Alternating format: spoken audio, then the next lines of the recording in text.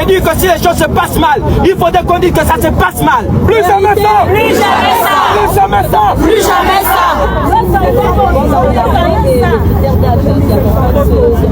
La première chose, il faut dire les choses telles qu'elles sont. Nous ne sommes pas contre le recrutement dans l'armée. Mais ce que nous disons, c'est que nous ne comprenons pas la cohérence de l'action gouvernementale. Il y a d'abord des dossiers empilés à la fonction publique. Pourquoi ne pas d'abord terminer par ces dossiers-là? On nous a dit que la fonction publique est saturée. Mais comment la fonction publique doit à la fois être saturée et à la fois on est en train de recruter encore? Les fantômes, les postes budgétaires fantômes. On a plus l'âge. Le ministre de l'économie nous a repassé les actions entreprises déjà par le gouvernement. Nous pensons que oui, il faut apprécier, mais ces actions sont comme une goutte d'eau dans un océan. Parce que vous passez dans toutes les provinces, dans toutes les villes, dans ce pays, les jeunes se nourrissent encore à la décharge publique. C'est normal ou c'est pas normal? C'est pas normal! Le Gabon est un pays riche. Pourquoi le problème avec notre pays, ce n'est pas tant la masse salariale, qu'on ne montre pas au président. Ce n'est pas la masse salariale, c'est la mauvaise redistribution des richesses. C'est la mauvaise redistribution. Plus jamais ça! Plus jamais ça!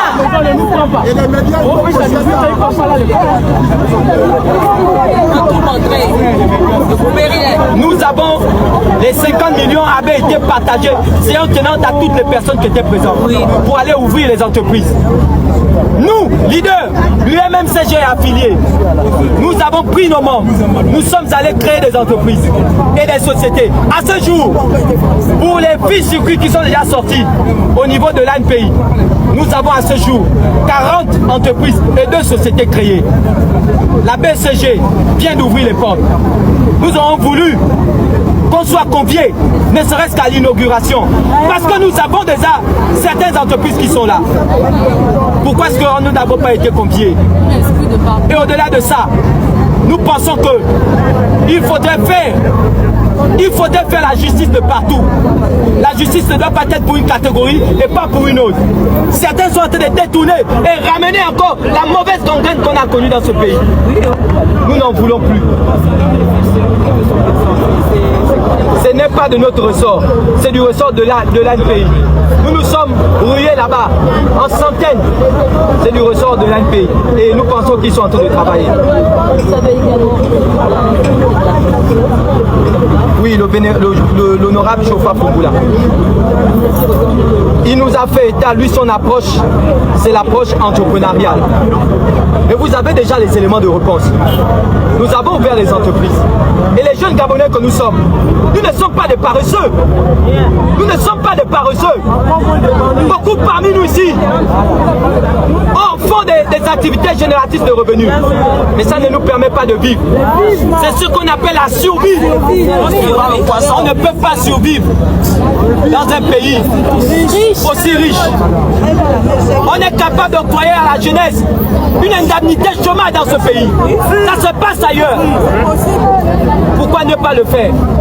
Au moins ça inciterait les acteurs publics à pouvoir trouver rapidement des solutions. Merci. Hasta la Victoria! Hasta la Victoria! Victoria! Siempre, siempre, siempre! Toujours dans l'ordre. Toujours. Signaler le live là. On va libérer. Sur le côté, s'il vous plaît. Sur le côté. Ils ne diront pas que nous avons trouvé l'ordre. Nous connaissons la loi. Parce que parmi nous, il y a des juristes. Nous connaissons les circonstances. Certains sont morts. Et quand nous sommes arrivés dans la transition, le chef de l'État a demandé à ce qu'on aille déposer les dossiers au sein des sectoriels. Il a demandé à ce que l'âge d'intégration au sein de la fonction publique soit revu à la hausse. Quand on commence à recruter à partir de 44 ans. Le 8 août, il a reçu les jeunes issus de notre mouvement. Et il a fait un ensemble de promesses. 1500 postes budgétaires, 2000 possibilités d'emploi dans le secteur des stations-service. il a octroyé des possibilités de création d'entreprises. À ce jour, au sein de notre coalition, nous avons créé une quarantaine d'entreprises et 2 sociétés. Mais du côté des personnes censées mettre en œuvre les plus hautes instructions du chef d'État, rien ne se fait. Au point où nous ne savons plus à quel sens se vouer. Nos âges passent, augmentent. Nous sommes en train de périr dans la précarité, dans un pays où il y a toutes les richesses, dans un pays où la population est moins de 2 millions d'habitants. Nous disons c'est pas normal. C'est pas normal. Alors si nous sommes venus devant le Parlement, c'est parce que ici c'est notre maison. Si ceux qui sont censés porter la voix du peuple ne peuvent plus le faire, nous avons décidé de prendre nos responsabilités de façon citoyenne et pacifique. Parce que trop c'est trop. Trop c'est trop. Trop c'est trop. Trop c'est trop. Plus jamais ça. Plus jamais ça. Plus jamais ça. Plus jamais ça. Pendant que nous sommes en train d'attendre ici, il y a des recrutements frauduleux qui se font. C'est vrai. Dans la fonction publique. On nous demande à nous, enfants issus des familles modestes, de patienter. Pourquoi la patience doit être pour nous et pas pour tout le monde? Pendant qu'on nous demande d'attendre, certains ne se remplissent encore les poches. Et nous, on veut qu'on soit là stoïque, en train de souffrir, sans réagir. Nous ne serons pas les sacrifiés cette fois-ci. Plus jamais ça. Plus jamais ça. Plus jamais ça. Alors, nous voulons que toutes les personnes qui ont dans leur maison des enfants au chômage, les parents qui nous ont envoyés à l'école, puissent nous rejoindre ici. Parce que nos parents ne doivent pas être complices aussi. Ils ne peuvent pas nous envoyer à l'école. Et puis après, vouloir qu'on reste comme des enfants gâtés dans les maisons. Nous n'en voulons plus. Nous voulons servir notre pays. On a payé nos bourses. L'État a payé nos bourses. Pourquoi l'État ne veut plus faire le retour sur investissement? Dans ce pays, il y a encore des jeunes qui mangent dans les décharges publiques. Vraiment. Nous disons c'est trop. C'est trop. C'est trop. Fermer les écoles. Pourquoi certains doivent vivre dignement et pas les autres? Nous ne voulons plus que l'histoire de notre pays s'écrive sans nous. Et nous voulons que le recrutement dans la défense. Mais nous sommes contre l'oubli qu'on veut faire sur notre génération. La génération, nous voulons vous remercier. Parce que vous êtes humains. Et vous également, nous vous avons vu. Parce que vous étiez en train de faire un combat en France, à l'Hexagone, pour les droits des peuples opprimés. Mais nous sommes toujours là. Nous ne voulons pas être les oubliés de la transition. Nous ne voulons pas que l'histoire de notre pays s'écrive sans nous. Nous voulons travailler. Le plan national de développement pour la transition, qui doit mettre en œuvre s'il n'y a pas des effectifs compétents au sein de l'administration? Il y a des économistes. Il y a des sociologues, des personnes capables d'évaluer les politiques publiques mises en œuvre. Mais sans ça, comment est-ce qu'on va faire pour développer notre pays? Donc, monsieur le ministre, c'est l'objet de notre présence. C'est l'objet de notre présence. Nous pensons que si le chef de l'État n'est pas au courant, il faudrait qu'il sache que si on ne fait pas le travail pour lequel il donne des instructions, nous-mêmes, nous allons nous lever pour porter notre voix. Merci. On a demandé depuis des années aux jeunes qui ont déposé des dossiers là à la fonction publique. Certains ici ont même fait des stages au sein des ministères. On nous a exploités parce qu'au sein des sectoriels, les stages ne sont pas payés. Vous venez chaque jour, chaque matin, on vous utilise, vous êtes chargé d'études, vous produisez des rapports pour l'État, mais gratuitement. Pendant des années. Et sans qu'il n'y ait eu une mesure d'accompagnement, sans qu'il n'y ait eu un quelconque recrutement. Il y a des dossiers qui chôment là-bas, qui pourrissent. Et nous sommes étonnés. Nous sommes étonnés de savoir qu'on est en train de lancer un autre recrutement. Nous ne sommes pas contre le recrutement dans la défense, mais nous sommes contre l'oubli qu'on veut faire sur notre génération. La génération 80-90 fait partie de la jeunesse de ce pays. Et nous disons que nous ne voulons plus ça. Le chef de l'État, quand ils sont arrivés, ils ont dit ceci. Lorsque les droits des populations sont lésés par l'administration et les tribunaux, il appartient à l'armée de lui redonner sa dignité. Nous voulons notre dignité. Parce que nous sommes fatigués de rester dans des maisons où nous sommes encore chez les parents. Et nous ne sommes pas des paresseux. Nous faisons des activités génératives. Mais ça ne nous permet pas de vivre. Ça nous emmène à survivre. Et on ne veut pas survivre dans un pays riche. Nous connaissons ce pays. Et il y a des personnes qui sont payées à des centaines de millions chaque mois, qui reçoivent des primes, mais qui ne veulent pas faire leur travail. Honorable, excusez-moi. Nous pensons que dans ce pays, le problème, ce n'est pas tant les effectifs pléthoriques au sein de l'administration. C'est la mauvaise redistribution de la richesse publique. La mauvaise redistribution. Dans ce pays, nous ne voulons pas, nous ne voulons pas abuser. S'il vous plaît, nous avons en face de nous les autorités de la République. On se calme, s'il vous plaît. Ayons du respect, s'il vous plaît. Ce n'est pas parce que vous criez que vous avez raison. Nous ne sommes pas des bangandos, nous sommes des diplômés responsables. C'est quoi ça? S'il y a déjà quelqu'un qui parle, oui, nous sommes tous fatigués. Voilà pourquoi nous sommes là. Mais nous devons accorder du respect à ceux qui nous en accordent. Bien. Tout d'abord, bonjour à tous. Bonjour. Je n'avais pas prévu m'arrêter ici ce matin. Je passais pour me rendre au ministère. J'ai vu des jeunes qui étaient attroupés. J'ai lu votre banderole. On m'a dit les jeunes chômeurs. Je me suis arrêté. Parce que je pense que la responsabilité d'un gouvernement est d'affronter les problèmes et pas de les fuir. Donc je me suis arrêté. D'abord pour entendre ce que vous avez à dire. Et ensuite peut-être pour vous donner des éléments. Parce que si vous êtes levé chacun de si bon matin, c'est que vous estimez qu'il y a un problème. Nous sommes aujourd'hui le 23 décembre. Demain c'est Noël. Si vous êtes là, au lieu d'être avec vos familles, c'est que vous estimez qu'il y a un problème. Le problème que vous posez est un problème profond. C'est la question du chômage. En particulier, la question du chômage chez les jeunes. Vous avez dit que vous êtes de la génération 80-90. Je suis de cette génération. Je suis né en 86. Donc je ne suis pas très différent de vous. La grande différence, c'est que j'ai une responsabilité d'État et que ma responsabilité dans cette responsabilité est d'essayer de résoudre les problèmes. La question du chômage chez les jeunes est une question prégnante. Ce gouvernement a été formé en septembre 2023. Le taux de chômage chez les jeunes était à près de 40%. Nous devons y apporter des réponses, collectivement.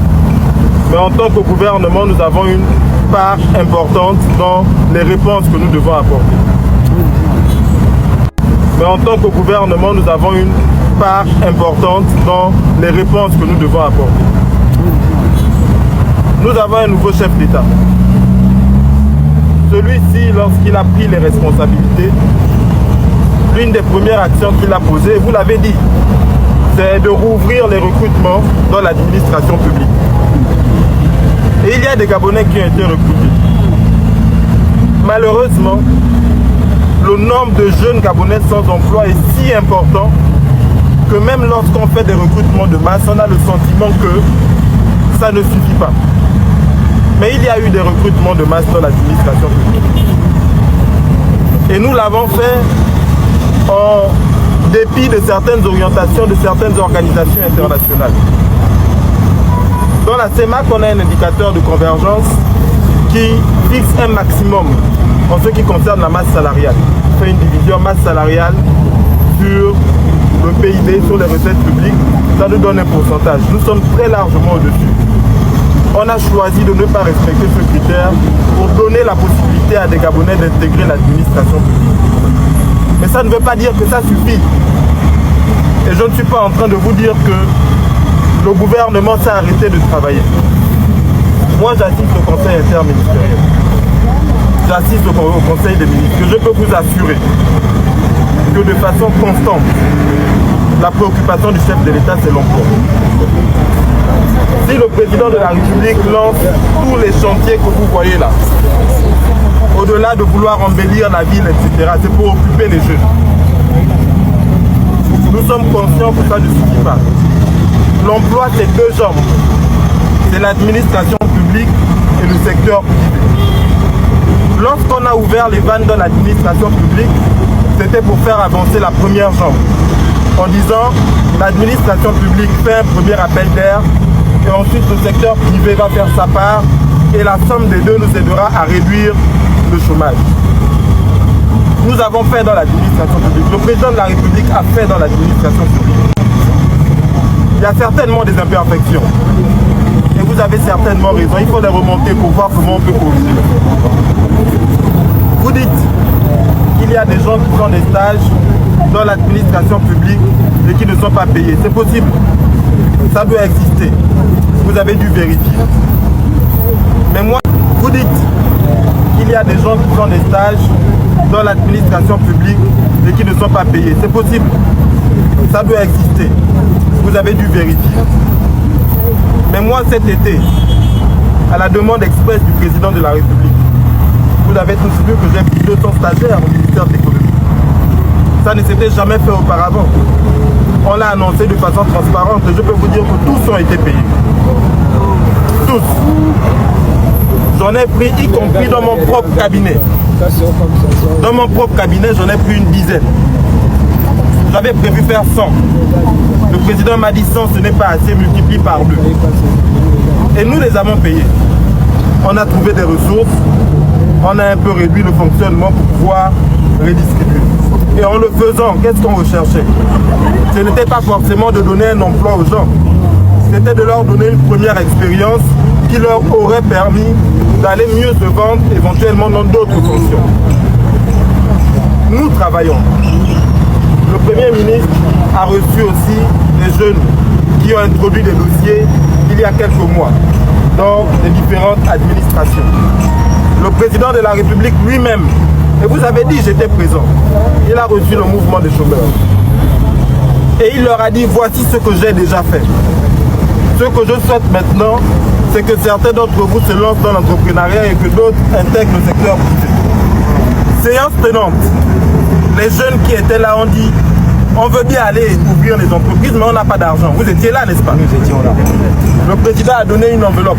50 millions. 50 millions de francs. Repartis entre les 300 et quelques personnes présentes. N'est-ce pas? Ayant pour objectif d'aller ouvrir les entreprises. N'est-ce pas? Moi, je suis la tutelle de l'ANP. Oui. Je peux vous dire que les 300 personnes à qui on a donné l'argent n'ont pas ouvert les entreprises. Il y a eu quelques-uns, oui. Mais ils ne sont même pas 100. Et c'est nous qui sommes là. Ils ne sont même pas 100. Pourtant, le président a donné 50 millions pour que 300 jeunes aillent ouvrir des entreprises.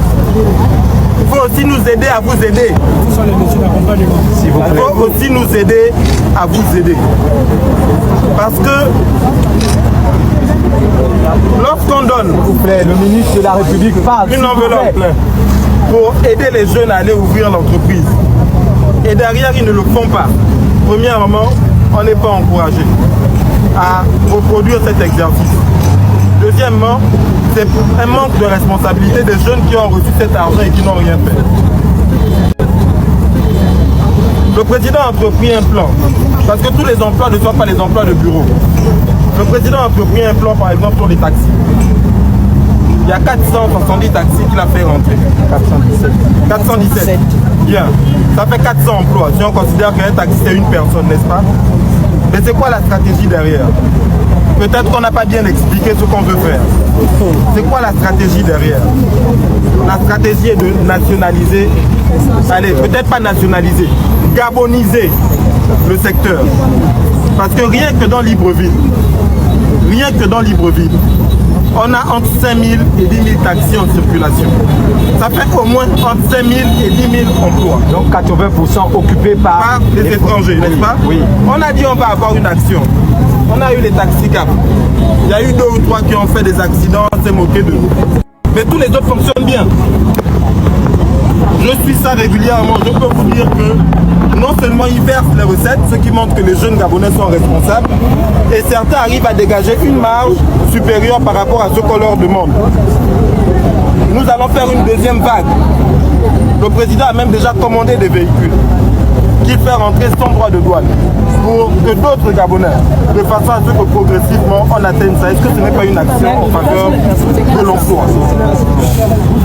Maintenant, concernant l'administration publique, s'il vous plaît, on vous demande maintenant d'écouter. Écoutez. Je pense qu'on n'a pas très bien expliqué. Dans les recrutements qu'il y a eu dans l'administration publique, vous l'avez dit, il y a des gens qui étaient déjà dans l'administration publique depuis des années qui n'avaient pas de réel statut, qui ont aussi été intégrés. Dont les dossiers sont au niveau de la fonction publique. Le Premier ministre a même organisé une cérémonie pour montrer l'ouverture du traitement de cette travaux qui était à la fonction publique. Et ensuite, il y a des jeunes qui n'étaient carrément pas dans l'administration publique, qui ont posé des dossiers. Mais prenons le cas du ministère de l'économie. Nous n'avions même pas 200 places. Nous avons reçu plusieurs milliers, je ne dis pas centaines de dossiers. Si on reçoit 2000 dossiers, 3000 dossiers, il n'y a que 200 places. S'il y a 2000, ça fait 1800 qui sont insatisfaits. On oublie que 200 d'entre eux ont vu leur situation s'améliorer. Je peux vous dire, mes chers frères, je peux vous dire que le président est aussi préoccupé que vous de l'êtes, de la situation de l'emploi. Comme jeune de votre génération, je peux vous dire que je suis aussi préoccupé que vous ne l'êtes de la situation de l'emploi. Parce que cette situation touche chacune de nos familles, y compris la mienne. Que vous vous mobilisiez, c'est une bonne chose. Ça me permettra à moi d'aller dire je me suis arrêté, je verrai le Premier ministre à 9h30. Je suis un peu en retard, vous m'avez mis en retard, j'espère que le Premier ministre va me pardonner. Ça me permettra à moi d'aller dire je me suis arrêté, je verrai le Premier ministre à 9h30. Je suis un peu en retard, vous m'avez mis en retard, j'espère que le Premier ministre va me pardonner. Je verrai le Premier ministre à 9h30, je lui dirai que je me suis arrêté ici. Et quand je verrai le président de la République, je vais lui répercuter ce message. Mais je voudrais vous dire, croyez en votre pays. Croyez en ce que nous essayons de faire. Il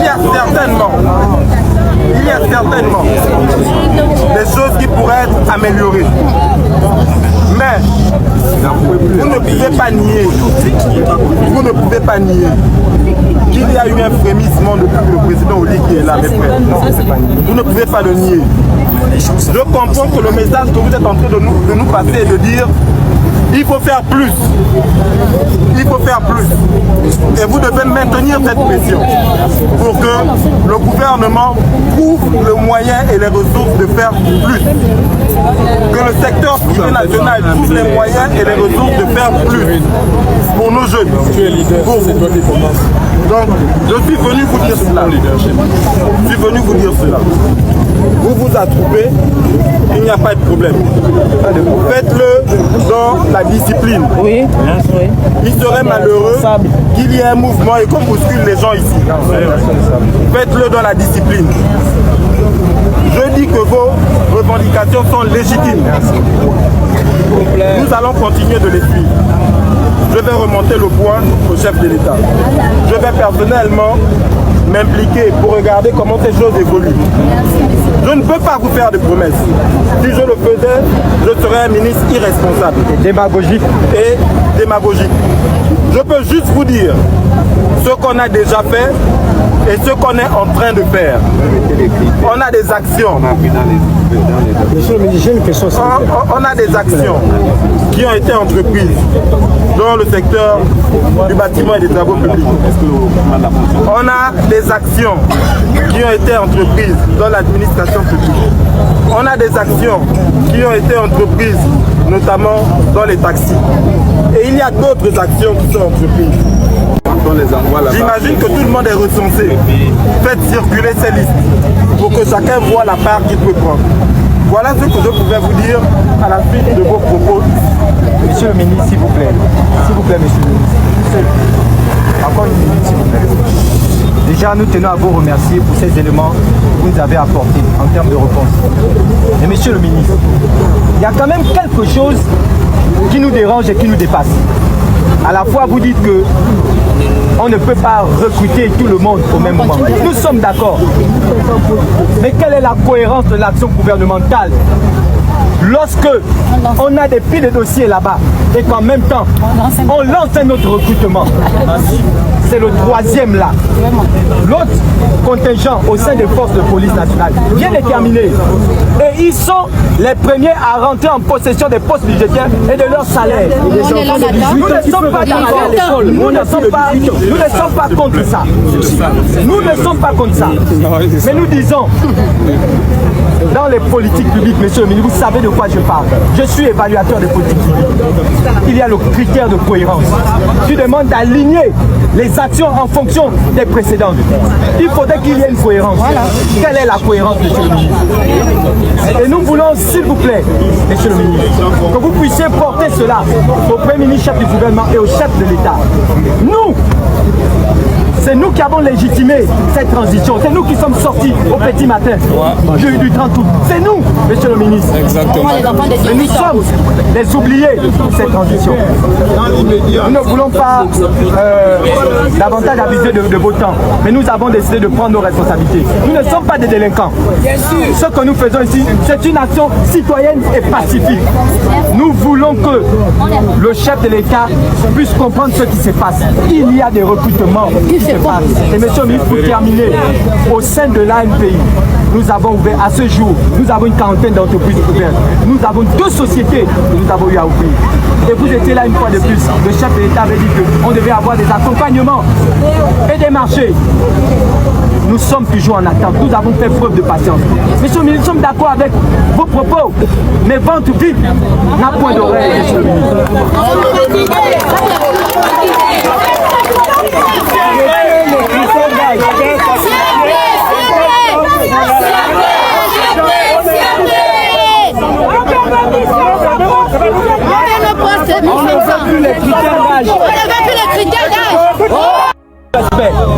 Il a quelque chose à nous dire avant de se retirer. Écoutons-le quand même. Excusez-moi quand même, on doit l'écouter. La famille, équipe. Je rappelle à ceux qui sont venus pour nous faire passer comme des pangandos que celui qui aura à faire une seule bêtise, la manière dont on va le frapper là. Je rappelle, la manière dont il va être frappé là est remis aux autorités. Soyons sérieux et responsables. Nous ne sommes pas des pangandos. Équipe swing, s'il vous plaît.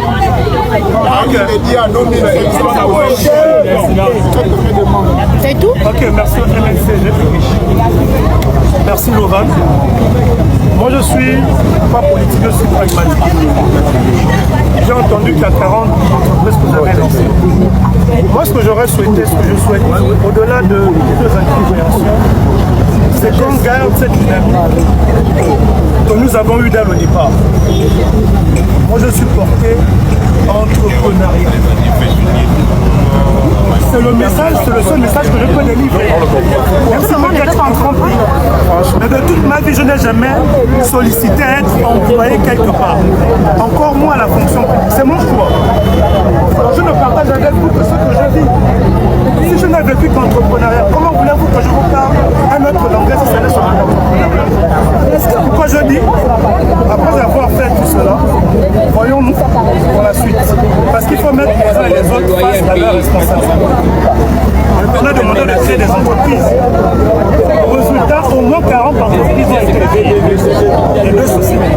Qu'est-ce qu'on commence par faire de ces 40 entreprises et ces deux sociétés? On a une banque de l'entrepreneuriat qui a été créée. Je vous prends au mot. Quel est le capital de la banque? 17 milliards. Que je pose la question, parce que techniquement, c'est à vous d'utiliser également ces outils. On a 40 entreprises, on a une banque qui a un capital de 17 milliards. Quel est le taux d'intérêt de cette banque? À partir de combien? À partir de 3%. C'est dans les articles de presse. Ce que je suis en train de vous dire, là je raisonne en tant qu'entrepreneur, parce que je ne savais pas qu'on devait se retrouver aujourd'hui. J'ai des séances de travail avec les incubateurs d'entreprises qui accompagnent les entrepreneurs. Et mon approche, c'était justement avec ces deux indicateurs, voir comment avec ces incubateurs-là, les entreprises qui sont dans leur base de données, créer un pont entre les structures d'accompagnement et la banque. Vous avez 17 milliards. Donc logiquement, il ne doit pas avoir de problème pour soutenir le peu d'entreprises qui se créent.